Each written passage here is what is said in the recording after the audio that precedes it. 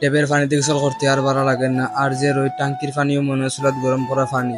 তাই চেষ্টা করে ভাই বাতি যারে লইয়া রওনা দিলাম পুকুরে গোসল করার লাগি। আর দুঃখের কথা কারে কইতাম, অত বড় বাড়ি কিন্তু একটা ফুসকুনিও নাই। তাই পাশের বাড়ির পুকুরি যে আমরা সবাই গোসল করার লাগি। আর অলরেডি আমরা আসছি ফুসকুনির সামনে, দেখতে পাই ফুসকুনিটা, যদিও ফুসকুনিটা বড় না কিন্তু তার বাদেও আছে একটা মাঝামাঝি ক্যাটাগরি। আর বাক্কা দিন পরে আইলাম পুকুর গোসল লাগি, প্রায় 1 থেকে 1.5 বছর হয়ে যাব। এর মধ্যে আর আওয়াজ হওয়া হয়েছে না।